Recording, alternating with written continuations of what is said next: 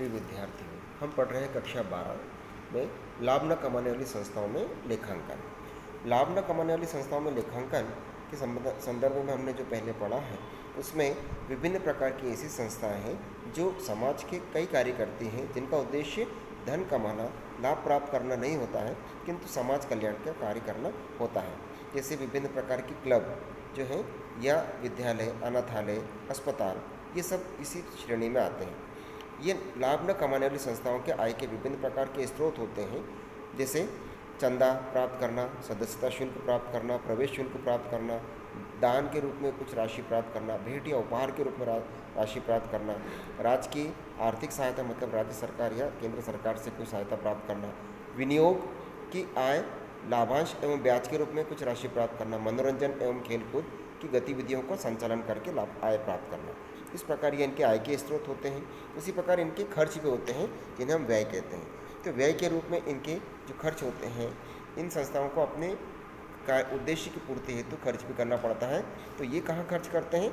जैसे कार्यालय व्यय के लिए कुछ राशि खर्च करना, अपने कर्मचारियों को वेतन देना, मजदूरी देना, समाचार पत्र पर खर्च करना, खेल संबंधित उपकरण एवं सामान पर खर्च करना, जिस भवन में ये संस्था संचालित हो रही है उसका किराया देना, लेखन सामग्री खर्च करना, प्रकाश व्यवस्था यानी बिजली पर खर्च करना, डाक एवं टेलीफोन व्यय पर खर्च करना, और स्थानीय सरकार के द्वारा कोई कर लगाया गया हो तो ये कर देना। इस प्रकार इनके आय और व्यय के ये स्रोत होते हैं। इन्हीं आय और व्यय की राशियों को हम प्राप्ति भुगतान खाते में लिखते हैं, क्योंकि इनके भी हमें अकाउंट बनाना पड़ते हैं, खाते बनाना पड़ते हैं।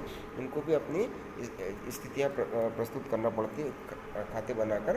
तो यहाँ इन्हें जो खाते बनाना पड़ते हैं, जैसे हमने कक्षा 11 में सीखा था कि जो वित्तीय संस्थाएं होती हैं उन्हें व्यापार करते हैं, इसलिए व्यापार खाता, लाभ हानि खाता और स्थिति विवरण बनाना पड़ता है। मगर ये लाभ न कमाने वाली संस्थाओं को लाभ हानि खाता या व्यापार खाता नहीं बनाना होता है, इसलिए इन्हें बनाना होता है प्राप्ति भुगतान खाता, आय व्यय खाता और स्थिति विवरण बैलेंस शीट। तो यहाँ प्राप्ति भुगतान खाते का प्रारूप हम समझ रहे हैं। प्राप्ति भुगतान खाते में 4 कॉलम होंगे, जैसे पर्टिकुलर, अमाउंट, फिर पर्टिकुलर और अमाउंट।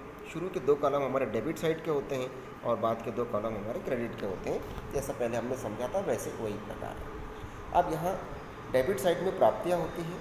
प्राप्ति में सबसे पहले हम वो अमाउंट लिखते हैं जो पहले से हमारे पास था, जिसको हम लिखते हैं टू बैलेंस बीडी।